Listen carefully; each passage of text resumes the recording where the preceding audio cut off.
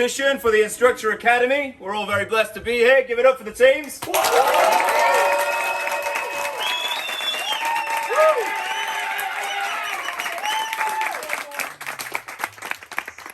dressing motherfuckers. Alright, so first up we're going to have room 8. After that, Sarah and her boys can be prepping as soon as we serve these drinks. The guys are going to serve 2 drinks, one for the judges and one for whoever they like the most.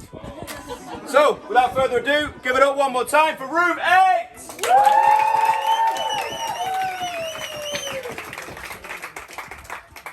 Hello everyone, we are room 8. I would like to introduce us. From Switzerland, we have Kim. From the moon, by way of Germany, we have Mario. Representing Tunisia, we have Sue. And my name is Robert, and I'm from the United States of America.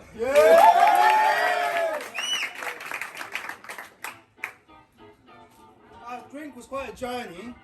It is a journey. It's a journey on the tongue. It was a journey for sourcing it. It's a journey to make it. We're starting with locally sourced honey from Kos, from the island of Kos, made by one of the 50 families on this island who are sourcing honey, producing honey. And it's thyme and wildflower honey, therefore making it an organic honey from the island of Kos. And, as you guys will know, after we have honey, you have learned the 4 steps to heaven. Cocktails are all about balance. So we have a sour and we have a sweet. Our sour is going to be kumquats. Now, technically, kumquats are out of season and completely unavailable in stores. But luckily, my colleague here, Kim, developed a personal relationship with the manager of one of the hottest cocktail bars here on Kos, Sitar. And that manager went to his home and picked these kumquats from his own personal tree. True story. True story, right? That is the sour. And then next we have sweet, right? We have to balance sour with sweet. We have mulberries. Mulberries that were foraged just around the corner from our location here at Lord's apartment, with permission from the neighbors, of course. Yeah, so it gives it a very pleasant sourness, and it's very well balanced out by the sweetness of the other ingredients and the mulberries that we picked from the tree right next door. And for the other base, we're using single malt whiskey, the Baldwin. We're infusing the whiskey through a coffee filter with coffee grounds from the coffee machine. That you will, after you make the coffee, you got the coffee grounds. So we're actually making an upcycling here. We're using it, we're giving it a second life, infusing it in the whiskey for this cocktail, giving it a lovely hint of coffee without actually making coffee from the beans, just using the coffee grounds, upcycling it, and then pouring it through a coffee filter. It takes no longer than 5-6 minutes and it's ready. Otherwise it would have been just thrown away, and we thought, you know what, it's always nice to give it a second life. Which now brings us to our lovely host of this cocktail competition, Licor. Licor. Yes, 43. Yes. Founded in 1924, the name 43 derives from the 43 herbs and spices that it contains. Now, those ingredients are a very closely guarded secret.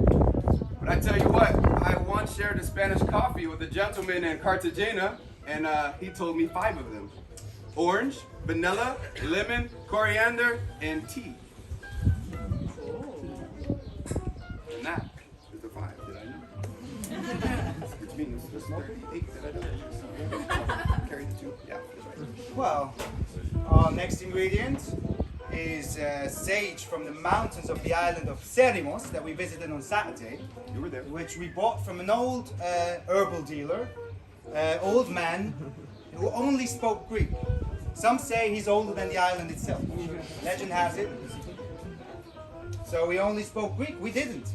But you know what? Flavor and aromas, it's a universal language. So he knew what we needed and we knew what we got. smell it, it's almost a sacred smell of sage in the air. It's so beautiful, it's so lovely. You can smell it already. Smell. Smell.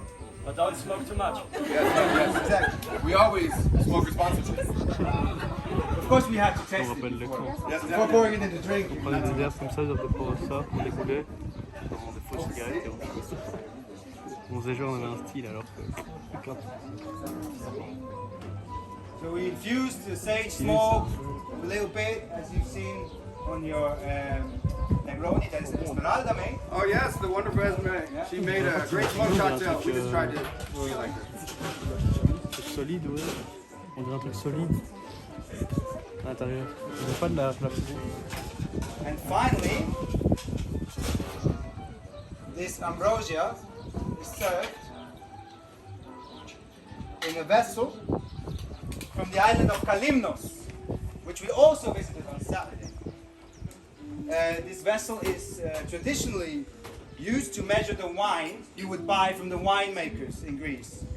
They would take this cup, measure half a liter, measure a liter, and pour it in whatever vessel you're going to take home. Might be a decanter or a vase, but this is the measurement you use for measuring the wine when you go to the winemaker and pour your wine. You buy it, you pay it, you take it home.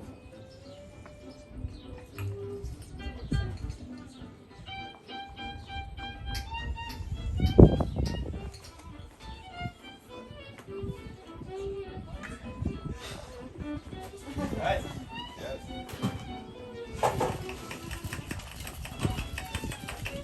We'll give it a quick churn. We have two hands, so we can do both. Double churn. You guys know this. It'll be nice and cold. Give it some dilution. After we've been smoking it. Top it up with more crushed ice, right? Yes, always. Right.